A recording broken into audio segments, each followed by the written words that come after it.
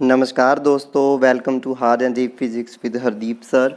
देखिए, आज हम स्टार्ट कर रहे हैं बीएससी सेकेंड ईयर का स्टैटिस्टिकल फिजिक्स का लेक्चर नंबर 3।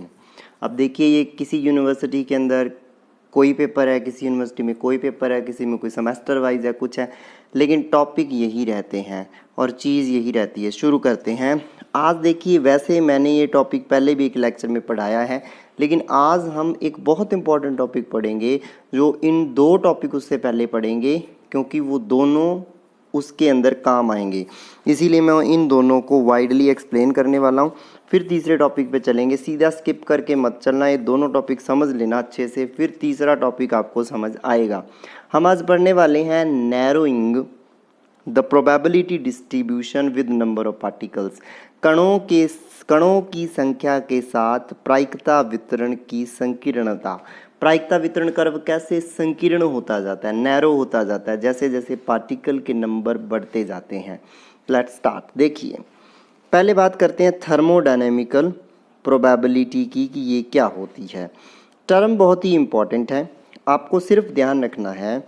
एक होती है माइक्रोस्टेट, एक होती है मैक्रोस्टेट। एक लेक्चर में एक्सप्लेन कर चुका हूँ बहुत बढ़िया से, कोई दिक्कत वाली बात नहीं है। एक इसका लेक्चर अलग से, अब क्योंकि सीरीज से स्टार्ट किए लेक्चर और बनाएंगे, उसमें बहुत अच्छे से और अच्छे से एक्सप्लेन करेंगे। पहले यहाँ समझ लीजिए कितनी माइक्रोस्टेट हैं एक मैक्रोस्टेट के अंदर। उसकी जो संख्या होती है, एक स्थूल अवस्था में कितनी सूक्ष्म अवस्थाएं हैं, उनकी गिनती मिणती, उसी को क्या कहते हैं, थर्मोडायनेमिकल प्रोबेबिलिटी। बात समझिए, अब दो टर्म आएंगी यहाँ, थर्मोडायनेमिकल प्रोबेबिलिटी और जिसको W से लिखेंगे, देखिए W से लिखेंगे, और एक आएगी बेटा सीधी प्रोबेबिलिटी, जिसको हम W से नहीं लिखेंगे बल्कि P से लिखेंगे। तो यानी कि दो तरीके की प्रोबेबिलिटी हमें स्टडी करनी है, थर्मोडायनेमिकल प्रोबेबिलिटी W, सीधी probability P। Thermodynamical probability W की वैल्यू बेटा कुछ भी हो सकती है, लेकिन जो सीधी प्रोबेबिलिटी P है उसकी वैल्यू आपको भी पता है, कम से कम 0 होती है, 0 to 1 के इन बिटवीन, ज़्यादा से ज़्यादा 1 हो सकती है। कैसे निकालेंगे, क्या डिफरेंस है दोनों में, समझते हैं। अब देखिए, किसी भी मैक्रोस्टेट में कितनी माइक्रोस्टेट हैं उनको गिन लो, वो हो जाती है thermodynamical probability. Number of microstates corresponding to any macrostate is called thermodynamical probability of that macrostate. किसी स्थूल अवस्था के संगत सूक्ष्म अवस्थाओं की संख्या उसकी ऊष्मागतिक प्रायिकता कहलाती है। देखिए, मैंने पहले भी पढ़ाया था, इसकी वैल्यू होती है C⁻n, C⁻n। कैसे, क्या है ये C⁻n? C होते हैं नंबर ऑफ चैम्बर्स, यहाँ 2 ले लिए मैंने, और n होता है नंबर ऑफ पार्टिकल्स, 3 ले लिए।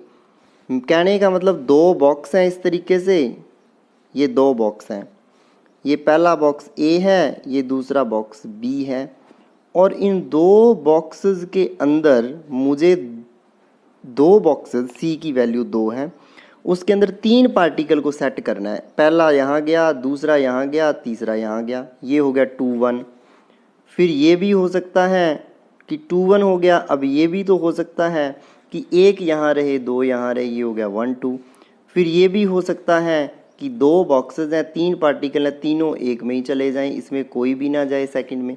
तो कुछ कंडीशंस बनती हैं, उसकी स्टडी करेंगे। लेकिन टोटल कितनी माइक्रोस्टेट होंगी, C⁻n यानी कि 2⁻3। C का मतलब यहाँ बॉक्स, कितने बॉक्स हैं, 2। n का मतलब यहाँ पार्टिकल, कितने पार्टिकल हैं, 3। तो ये हो गया 2⁻3 = 8। बहुत आसान है।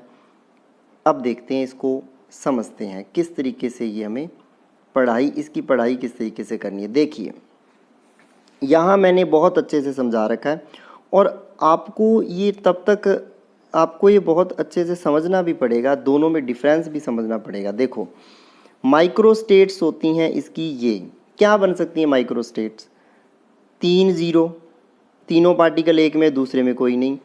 तो 0 3 भी बन सकता है, 2 माइक्रोस्टेट। फिर बन सकता है 2 1 और बन सकता है 1 2, यानी कि ये 4 मैक्रोस्टेट बन सकती है। अब देखते हैं हर एक मैक्रोस्टेट में कितनी माइक्रोस्टेट है। देखिए अगर मैं कहूँ 3 0 है तो ये देखिए 3 पार्टिकल पहले में चले गए, ए बी और सी 3 पार्टिकल थे, तीनों ही पहले चैम्बर में चले गए, कोमा लगा के 0, कोई पार्टिकल नहीं है दूसरे में। A B C none, A B C 0, तो ए की कंडीशन है, तो इसकी W कितनी हो गई, इसकी W होगी इसकी 1, यानी कि इसकी थर्मोडायनेमिकल प्रोबेबिलिटी कितनी हो गई, बहुत आसानी से हमें पता चल गया 1 हो गई। अब इसको एक फॉर्मूले से हम बताते हैं जो आपको ध्यान रखना है, कभी भी थर्मोडायनेमिकल प्रोबेबिलिटी निकालनी हो वो होता है NCR। अब देखिए ऑब्वियस ही बात है, N पार्टिकल हैं टोटल, R पहले में चले गए तो दूसरे में कितने रह गए, N माइनस R रह गए। टोटल N पार्टिकल हैं, एक बॉक्स में N पार्टिकल में से R पार्टिकल चले गए, R कण एक बॉक्स में चले गए, दूसरे में कितने रह गए, N माइनस R।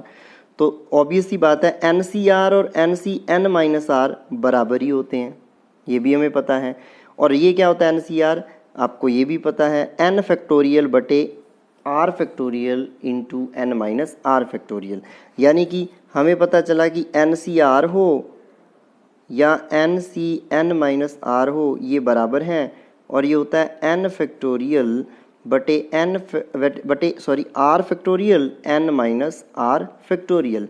इसका मतलब चाहे 3 0 हो चाहे 0 3 हो, दोनों में एक जैसी प्रोबेबिलिटी ही आएगी, है ना। कितनी अच्छी बात है, चाहे 2 1 हो चाहे 1 2 हो, दोनों में एक जैसी प्रोबेबिलिटी ही आएगी, यहाँ यही बात है। तो समझते हैं 3 0 में यही कंडीशन बनी, 3 C 3 3 C 0, 3 factorial upon 3 factorial, 3 factorial 3 factorial cancel, answer आ गया 1। क्या आ गया, 1 आंसर इसका आ गया, इजीली निकाल सकते हैं हम। अब देखिए अब ये 1/8 कैसे आया यही समझना है, ये P है 1/8 और ये W है 1, इसी में डिफरेंस समझना है। अब देखिए 2 1 में क्या हो सकता है, 2 इसमें चले जाएं तो देखो 2 2 इसमें भर दिए पहले बॉक्स में, दूसरे बॉक्स में पहले बॉक्स में 2 2 भर दिए, दूसरे बॉक्स में देखिए एक एक पार्टिकल भर दिया, तो ए बी इसमें चला गया, सी इसमें, ए सी इसमें तो बी इसमें, बी सी इसमें तो ए इसमें, तो तीन ही कंडीशन बन सकती हैं, तो इसलिए ये बन गया 3 और ये हो गया 3/8। अब ये 8 कहाँ से आया पता है, W तो है इसमें 1, लेकिन P इसमें है 1/8। P पता है क्या होता है, W बटे C की पावर N, यही याद रखना है, क्योंकि आपको पता है प्रोबेबिलिटी 1 से ज़्यादा नहीं हो सकती, लेकिन थर्मोडायनेमिकल प्रोबेबिलिटी तो होती ही 1 से ज़्यादा शुरू है। थर्मोडायनेमिकल प्रोबेबिलिटी तो इसकी 1 है, लेकिन प्रोबेबिलिटी 1/8 है। क्यों, क्योंकि प्रोबेबिलिटी का टोटल जो सम होता है, टोटल सम प्रोबेबिलिटीज़ का क्या होता है आप सबको पता है, टोटल सम प्रोबेबिलिटीज़ का हमेशा ही 1 होता है। ये देखिए जब टोटल सम इनका करोगे सारी प्रोबेबिलिटीज़ का, तो 1/8 3/8 3/8 1/8 1 आएगा। P तो क्या है 1 है, लेकिन W क्या है कुछ, यानी कि नेट प्रोबेबिलिटी ये होती है NCR/C की पावर N, याद रखना है। Net probability is given by formula NCR/C की पावर N। समझ आ गई बात। अब यही चीज़ देखिए आगे सिचुएशन हो जाती है 1 2 की, इसमें एक पार्टिकल है देखो पहले में, इसमें 2 चले गए, तो फिर वही चीज़ 3 आंसर इसका आ गया। थर्मोडायनेमिकल प्रोबेबिलिटी 3, लेकिन नेट प्रोबेबिलिटी 3/8, ठीक है। फिर 0 3 सेम 1 1/8। समझ आ रही है बात। इस तरीके से आप थर्मोडायनेमिकल प्रोबेबिलिटी को कैलकुलेट कर सकते हो और प्रोबेबिलिटी को कैलकुलेट कर सकते हो, काफ़ी आसान है। अब देखिए एक छोटा सा एग्जांपल, हम यहाँ खाली जगह है, एक छोटा सा एग्जांपल समझते हैं और क्लियर कर देते हैं इस बात को। मान लीजिए आपको उसने कह दिया कि 2 बॉक्स हैं और उसके अंदर पार्टिकल कितने हैं, N = आपको 2 ही पार्टिकल्स हैं और C भी आपके पास 2 हैं। N और C दोनों की वैल्यू कितनी है बेटा, 2 2 है। समझते हैं। अब देखिए कंडीशन क्या बनेगी, 2 0, पहली कंडीशन 2 0 और दूसरी 0 2, और 02 और 20 दोनों की प्रोबेबिलिटी आपको पता है सेम होगी, क्योंकि 02 और 20 की सेम होगी, जैसे 30 और 03 की सेम थी, क्योंकि वो क्या आएगा आपको पता है 2C2 या फिर 2C0, और वो कितना आ जाएगा 2 फैक्टोरियल बटे 2 फैक्टोरियल इंटू 0 फैक्टोरियल। तो इसका आंसर क्या आ जाएगा, आपको भी पता है इसका आंसर इजीली निकाल सकते हो, आंसर इसका 1 आ जाएगा। यानी कि इस तरीके से इन दोनों की वैल्यू क्या आ गई, इसकी भी 1 और इसकी भी W है ये 1 आ गई, W दोनों की क्या आ गई 1 आ गई। इसका मतलब इन दोनों की W जो है वो 1 1 आ गई। दूसरी कंडीशन, अब ये तो था 02 20, दूसरी कंडीशन क्या हो सकती है, दोनों की थर्मोडायनेमिकल प्रोबेबिलिटी तो 1 1 है, लेकिन सीधी प्रोबेबिलिटी निकालोगे तो c की पावर n का डिवाइड करोगे। c कितना था अभी मैंने देखा, 2 बॉक्स थे, 2 ही पार्टिकल थे, तो 2 दूआ 4, यानी कि 1/4 इन दोनों की p हो गई। c की पावर n का डिवाइड कर दो, w में p मिल जाता है। क्लियर बात। दो कंडीशन की बात की, 0 2 और 2 0। अब एक सिचुएशन और बन सकती है 1 1 1 1 की निकाल के देखिए प्रोबेबिलिटी क्या होगी, n c r के अकॉर्डिंग n की जगह 2 c 1। अब n c 1 निकालना काफ़ी आसान है, n c 1 2 c 1 factorial 2 upon factorial 2 upon factorial 1 factorial 1, क्योंकि वो हो जाएगा 2 - 1, आंसर आ जाएगा 2। देखिए उन दोनों की प्रोबेबिलिटी, उन दोनों की जो थर्मोडायनेमिकल प्रोबेबिलिटी थी W, यानी कि 0 2 और 2 0 वाले की थी W की वैल्यू 1 1, दोनों को जोड़ के तो 2 हो जाती है, दोनों को जोड़ के तो 2 हो जाती है। और इसी तरीके से जब हम 1 1 कंडीशन की बात करते हैं तो यही W हो जाता है 2, टोटल तो 2 की पावर 2 4 बन ही गया। इसका मतलब ये ज़्यादा है इन दोनों से, कहने का मतलब जब पार्टिकल का डिस्ट्रीब्यूशन इस तरीके से हो कि आधे आधे बांट जाएं दोनों में, को टोटल पार्टिकल 2 थे, आधे एक में चले गए, आधे एक में चले गए, आधे का मतलब 2 का आधा 1, आधे एक में चले गए, आधे दूसरे में चले गए, तो इस केस के अंदर प्रोबेबिलिटी मैक्सिमम होती है। देखिए W2 आ गया, मैक्सिमम होती है। कहने का मतलब अगर कोई आपको कहे कि आपको पार्टिकल तो लेने हैं n = 6 और बॉक्स लेने हैं 2, तो आपको पता है c की पावर n टोटल हो जाएगा 2 की पावर 6, जो भी 64 आएगा, पता है आपको। इसका मतलब अब कंडीशन क्या हो सकती है, 6 पार्टिकल हैं, तो ध्यान रखो 6 0 0 6 5 1, उसके बाद 4 2 2 4 1 5, बहुत सारी बनेगी। लेकिन वो कंडीशन जिसमें नंबर ऑफ पार्टिकल्स आधे आधे होते हैं, मतलब कि देखो जो मैं रेड कलर से लिख, ध्यान दो 3 3, उसकी प्रोबेबिलिटी मैक्सिमम होती है, उसकी प्रोबेबिलिटी हमेशा ही मैक्सिमम होती है। कहने का मतलब अगर n पार्टिकल हों, सीधी सी बात बता दूं, तो n/2 की प्रोबेबिलिटी हमेशा मैक्सिमम होती है, और ऐसी स्टेट को कहा जाता है मोस्ट प्रोबेबल स्टेट या most probable distribution, the state of maximum probability.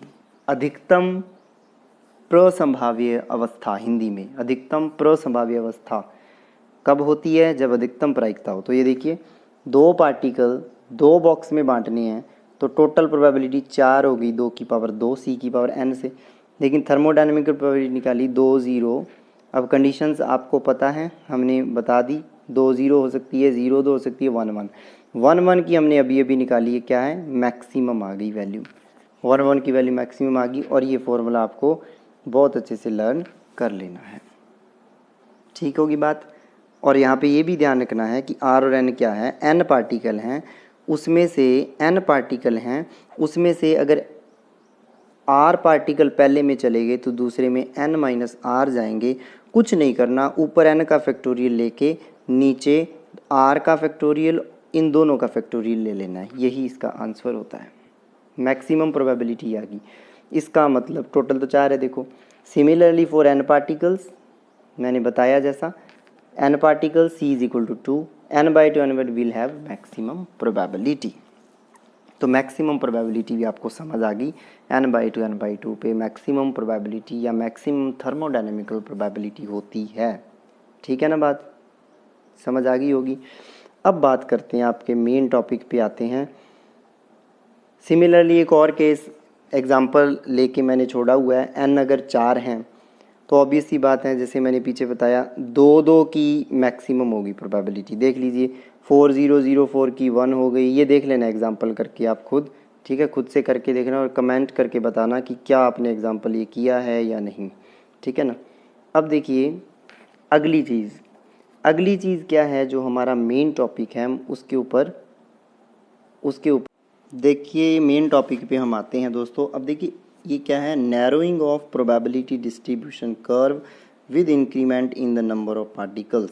अब जिन्होंने बच्चों ने हमने जो टेस्ट लिया था पीछे ही, थर्ड टेस्ट लिया था, उसके अंदर जिन्होंने टेस्ट दिया था उसने देखा होगा एक क्वेश्चन दिया हुआ था उसके अंदर। अब देखो फिलहाल बात करते हैं कैसे करना है ये क्वेश्चन। देखिए अगर n पार्टिकल हों, बॉक्स हों 2, c बराबर 2, तो आपको पता है मोस्ट प्रोबेबल स्टेट क्या होगी, n/2 हम ये पढ़ चुके हैं पिछले लेक्चर में।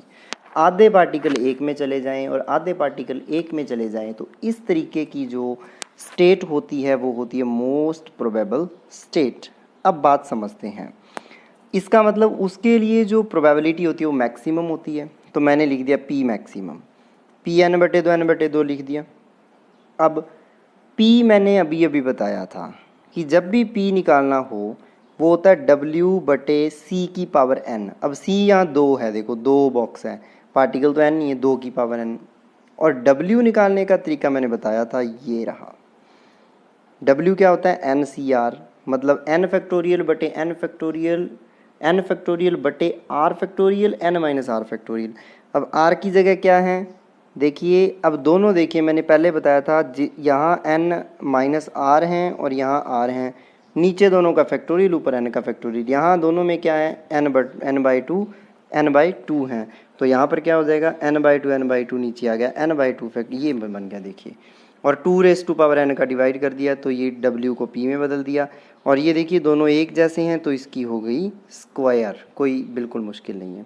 अब एक पर्टर्बेशन या विचलन जिसको कहते हैं कंसीडर कर लेते हैं। क्या मतलब हुआ, आपको पता है इधर n/2 पार्टिकल हैं, मान लीजिए पहले बॉक्स से s पार्टिकल दूसरे बॉक्स में चले गए, तो इसमें तो हो गए +s, इसमें हो गए -s, तो कंडीशन बन गई n/2 -s, n/2 +s, वही शो किया हुआ है। इसकी प्रोबेबिलिटी निकाल लीजिए, वही बात, ऊपर n का फैक्टोरियल, नीचे इन दोनों का बारी बारी फैक्टोरियल, और 2 की पावर n का डिवाइड कर दिया। w था, ये w था, और w के बाद जब इसका डिवाइड कर दिया तो ये पूरा बन गया p, मिल गया अपने को।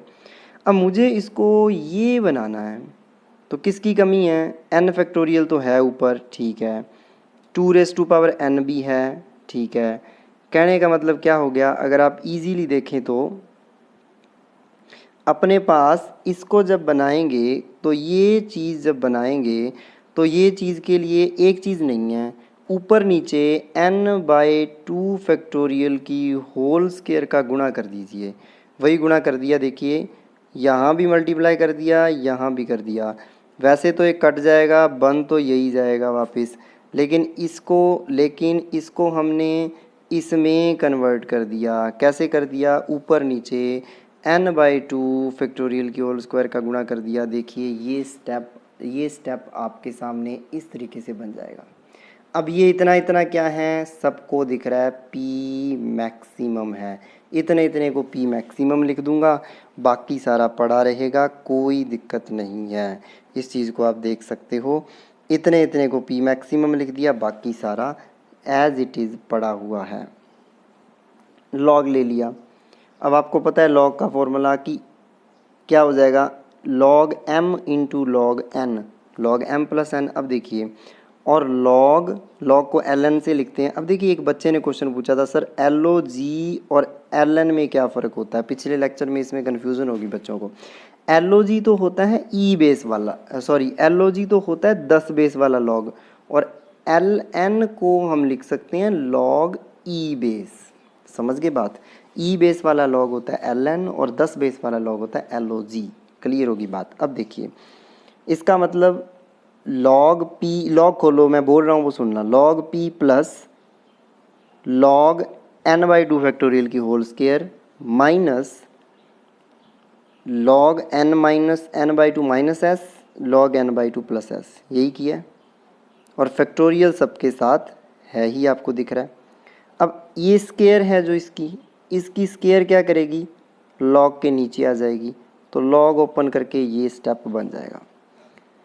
स्टिरलिंग फार्मूला यहाँ पे यूज़ होगा, जो आपको याद रखना है। स्टिरलिंग फार्मूला होता है log n factorial is equal to n log n minus n। यानी कि अगर कोई कहे log n/2 फैक्टोरियल है तो वो क्या हो जाएगा, n/2 log n/2 minus n/2, बस। तो वही किया, log p और इसको इधर ले आया log p ए मैक्सिमम को, तो ये बन गया, ये बन जाएगा आगे log p बटे log p maximum log m minus log n। अब देखिए, अब जो मेन चीज़ है यहाँ से डेरिवेशन का महत्वपूर्ण पार्ट शुरू होता है, और ध्यान देना स्टिरलिंग फार्मूला लगा रहा हूँ। स्टिरलिंग फार्मूला सब पे लगा दिया, यानी कि जब स्टिरलिंग फार्मूला लगाया तो log n factorial n/2 factorial को खोला, वो हो गया n/2 log n/2 minus n/2। log n/2 minus S factorial को खोला तो n log n minus n, कहने का मतलब n/2 minus S log n/2 minus S minus log n/2 minus S. इसी तरीके से n/2 प्लस वाले के साथ हो गया।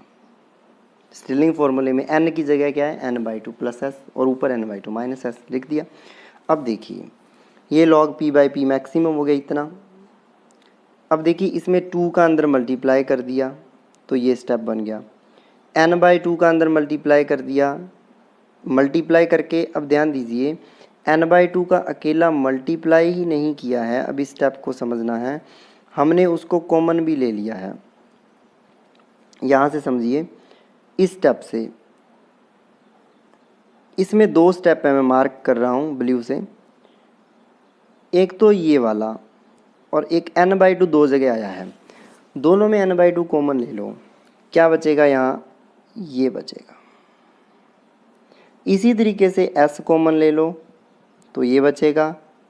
फिर जो नीचे वाला स्टेप है इसमें से सेम करोगे, सॉल्व करके देखना कॉपी पेस्ट स्टेप को, इसको करेंगे तो यहाँ भी क्या बचेगा, ये स्टेप बिल्कुल सेम बचेगा, तो ये आपके पास आ जाएगा। अब देखिए, अब n/2 जो है उसको हमने कॉमन ले लिया और s को अलग कॉमन ले लिया।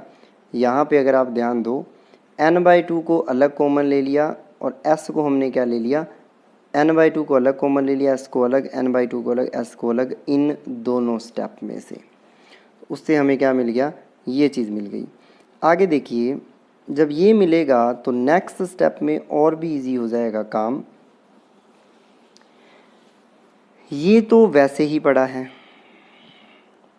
यहाँ n/2 ये वैसे ही पड़ा है। यहाँ से देखो log के अंदर से, यहाँ मैं लिख रहा हूँ n/2 माइनस एस है log के अंदर, इसमें से n/2 कॉमन ले लो, इसमें से n/2 कॉमन लोगे तो बचेगा log n/2 common 1 minus 2s upon n। यहाँ पर 2 का मल्टीप्लाई हो जाएगा, n का डिवाइड, ये बचेगा, सब जगह यही बचेगा। देखिए यहाँ भी, यहाँ भी, यहाँ भी, यहाँ भी, 4 log थे, चारों में बचेगा। अब देखिए, अब log m plus log n क्या होता है, log m इंटू n होता है, log m इंटू n होता है log m plus log n, वही किया है। log n/2 1 minus 2s by n को क्या कर दिया, log n/2 plus log 1 minus 2s by n, इसी तरीके से प्लस वाला, ये देखिए सारे स्टेट्स ओपन कर दी, सारी स्टेट्स हमने इस तरीके से ओपन कर दी। एक एक स्टेप कॉपी पे लिखोगे समझ आएगा। देखिए ओके, सारी स्टेट्स एक एक करके ओपन कर दी। अब देखिए बहुत सारी चीज़ें यहाँ से कैंसिल होंगी और मैं आपको समझाता हूँ, ध्यान देना। एक एक चीज़ कैंसिल होगी, पहले ग्रीन से मार्क कर रहा हूँ जो कैंसिल हो रही है। देखिए ये n/2 अंदर जाके मल्टीप्लाई होगा, ये हो जाएगा n/2 log n/2 माइनस का। यहाँ n/2 log n/2 से मिलेगा तो ये भी हो जाएगा n/2 log n/2 माइनस का, और ये n log n/2 प्लस का। तो ये दोनों ऐड होके कैंसिल हो गए, यानी कि जब ये मल्टीप्लाई होंगे ये मल्टीप्लाई होंगे तो दो स्टेप दोनों माइनस के, यानी कि ये तो n log n/2 हैं, यहाँ माइनस का मिला n/2 log n/2, और एक माइनस का ऐसा ही और मिला n/2 log n/2। तो देखिए ये ट्वाइस हो गया, ये ट्वाइस हो गया, ये दोनों इसके साथ कैंसिल हो गए, और वही काम मैंने यहाँ पे किया है। तो टोटल आपके पास क्या बन गया, ये दोनों स्टेप आपके कैंसिल हो गए। समझ आ रही है बात? तो इस तरीके से ग्रीन वाला मैंने कैंसिल कर दिया। अब देखिए बात करते हैं अगले स्टेप की। सेम यही काम देखिए, थोड़ा सा अगर आप तवज्जो दो, ये n कैंसिल हो जाएगा इस n/2 और इस n/2 से, क्योंकि देखिए वो n/2 प्लस का है, वो n/2 माइनस का है, वो भी कैंसिल हो गया। ये s इस s से कैंसिल हो जाएगा। कुल मिला के मेरे पास केवल और केवल क्या बचेगा, s भी कैंसिल हो गए। अब देखिए ये भी कैंसिल हो गया, s log n/2 s log n/2। कुल मिला के log के अंदर जो 1 + 1 माइनस है वही बच गए। समझ आ रही है बात? इसका मतलब मेरे पास जो बचेगा, जब मैं n/2 कॉमन लूँगा यहाँ से और यहाँ से, तो बचेगा ये माइनस ये प्लस ये, क्योंकि माइनस बार कॉमन ले लिया, तो क्या बचेगा ये स्टेप। और s कॉमन लूँगा तो सेम ही चीज़ है, s कॉमन लूँगा, बस यहाँ पे प्लस की जगह क्या है माइनस है, तो मेरे पास बचेगा ये स्टेप। तो इसको आप बहुत ध्यान से देख लीजिए, कोई दिक्कत नहीं आनी चाहिए। दोबारा देख लेते हैं। ये n log n/2, ये n/2 और ये n/2 इससे कट जाएगा, ये n/2 प्लस n/2 हो गया n, ये इससे कट जाएगा, ये s log n/2, ये s log n/2 से कट जाएगा, ये s इस s से कट जाएगा, केवल इतना रहेगा। क्योंकि हमने क्या किया है, यहाँ पर n/2 यहाँ से कॉमन ले लिया तो ये दोनों आ गई, और यहाँ से s और s कॉमन ले लिया तो ये दोनों आ गए। इस तरीके से बन गया ये। अब देखिए जो लॉग होता है, अब लॉग के अंदर बात आ गई, जो log 1 + x होता है वो ये होता है, और log 1 - x ये होता है। ये चीज़ फॉर्मूले होते हैं, इन दोनों को यहाँ पे ओपन कर दिया बेटा, दोनों में, यानी कि ओपन किसको किया, log 1 - 2s/n को ओपन किया। तो क्या है, माइनस का x, फिर माइनस का x² मतलब 4s² n² इंटू हाफ, क्योंकि बटे 2 है। ठीक है, तो ये चीज़ बच गई। फिर ये चीज़ बच गई यहाँ भी। देखिए यहाँ ये दोनों कैंसिल हो गई, और यहाँ पर उल्टा है, यहाँ पर ये कैंसिल हो गई। जब देखिए ये दोनों कैंसिल हो गए, यहाँ पर जब ये दोनों स्टेप यहाँ पर कैंसिल हो गए, एक चीज़ मैं आपको बताऊँ, जब देखिए जस्ट 1 मिनट, देखिए ये 2s/n से कैंसिल हो गया, क्या बचा माइनस का n/2 अंदर बचा। ये देखिए नीचे दो से कटेगा, 2 4 2 दूगा 4, 2s² माइनस का, और ये भी 2s² माइनस का, ये बच गया माइनस का 4s² और ये 4 फिर इस 2 से कटेगा तो 2s² और n से 2s² बच गया। और यहाँ देखिए ये इससे कट गया, तो क्या बचा 4s/n माइनस का, और बार s एक और है 4s²/n, यानी कि कुल मिला के क्या बच गया 2s² माइनस 4s², यानी कि माइनस का 2s²। ऊपर नीचे n का मल्टीप्लाई कर दिया, यहाँ पर ऊपर n का और नीचे n का मल्टीप्लाई कर दिया यहाँ पर, तो क्या बच गया ये बच गया। फिर ऊपर नीचे 2 का भी मल्टीप्लाई कर दिया, ये बच गया। इस पूरे को एफ स्क्वायर मान लिया, ये तो बच गया NF²/2। लॉग हटा के ई की पावर में चला गया, पी ई की पावर, फिर पी मैक्सिमम उधर ले गए, ई की पावर -NF²/2। ये आपके पास आ गया इसका आंसर। अब देखिए जैसे जैसे n की वैल्यू इंक्रीज़ करेगी p की वैल्यू डिक्रीज़ करेगी, लेकिन ऐसा भी नहीं कह सकते ये फिटेस्ट जो f वाला है कोफिशिएंट ऑफ फिटेस्ट का, इसके ऊपर डिपेंड करता है। अब ये मैंने एक डायग्राम बना दिया कि जैसे जैसे n बढ़ता जा रहा है, n1 n2 n3, n जैसे जैसे बढ़ता जा रहा है, n जैसे जैसे घटता जा रहा है, चौड़ा होता जा रहा है कर्व, n जैसे जैसे बढ़ता जा रहा है, बीड़ा होता जा रहा है कर्व, संकीर्ण होता जा रहा है। ठीक है दोस्तों, ये पूरा आपका टॉपिक था, बहुत ही इम्पोर्टेंट टॉपिक है और इसको आप ध्यान से देख लेना। यहाँ से ये स्टार्ट होता है, स्टिरलिंग फार्मूला लगाना आपको आना चाहिए। ठीक है दोस्तों, तो ध्यान रखिए, मेहनत कीजिए। इतना ही लेक्चर आज के लिए, धन्यवाद। शेयर कीजिए, लाइक कीजिए, सब्सक्राइब कीजिए, ये तो बोलना ही होता है, मेरे को रह गया था। धन्यवाद।